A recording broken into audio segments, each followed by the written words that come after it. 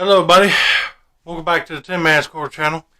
I'm your host, Jeffrey Tin Man Taylor, and today I'm going to be reading another chapter out of my North Carolina Ghosts and Legends book by Nancy Roberts. And the chapter I'll be reading out of here today is called The Mysterious Hoofprints at Bath.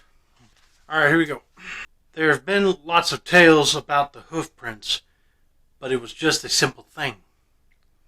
Like the marks where an automobile accident was, old Ed Cutler looked off his front porch toward the woods as he talked.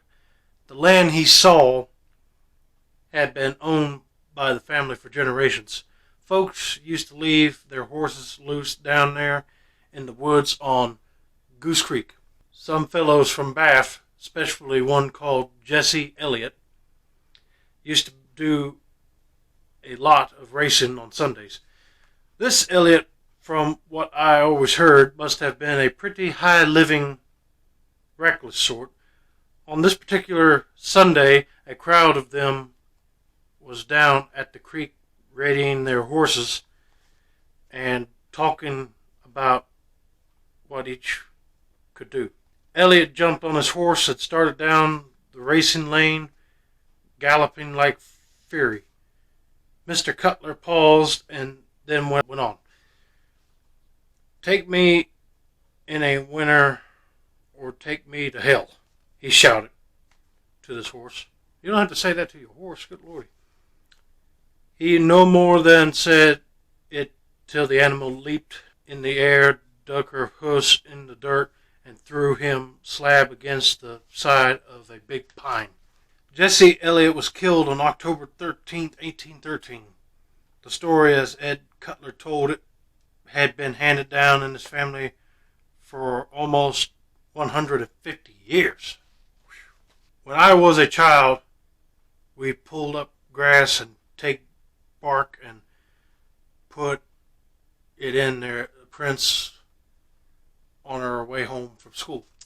Next morning, they'd be just as clean as can be. One time my uncle carried corn out there. He called his hogs and threw the corn all around and in the tracks.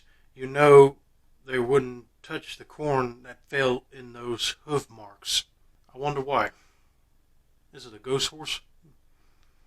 He stopped and pondered a moment. I saw his death was a warning to people not to make such heavy impressions, was his final word on the subject. The farmhouse where Ed Cutler lived, 1 mile west of Bath, is 250 yards from the hoofprints. One can still see the strange-looking hollow places in the ground. The holes are about the size of saucers. What do you mean? You mean like tea saucers that go on like underneath teacups? And they are bare of grass or any kind of growth. A short distance from these depressions in the earth is the rotten stump of an old pine tree. It is said that hairs from young Elliot's head clung to the pine bark for months. Finally, that side of the tree died, leaving the other side still green and living. Now that is strange, folks. Nothing covers the hoof prints for long, although many skeptics, include a newsreel cameraman named Earl Harold, have placed debris over them. The next morning, he, like countless others, returned to find the marks clean and no trace of the debris in the depressions. A descendant of Jesse Elliot confirms the date of 1813 and that of his death. But according to the story of an old family slave, it was not Sunday, but Christmas Eve. Okay, I don't like it when they have stories happening, that spooky stuff on Christmas Eve. In this version, an annual race was to be held January 6th, and he was given his mare a workout when he was killed several years ago. A man leased the area from Cutler and set up a soft drink stand there. He popped off the place containing the hoofprints and charged admission to tourists. While young Jesse Elliot may not have made a harsh bargain with the devil, Ed Cutler and the natives of Beaufort County believe that he did. Yeah, he probably did.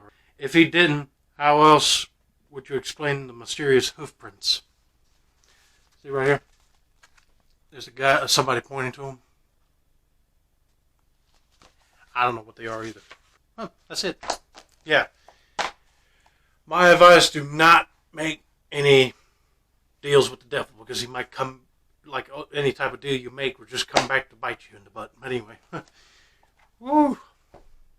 That is strange, though. I mean, must be his horse coming back as a ghost. I don't know. But anyway, that's going to be it for now.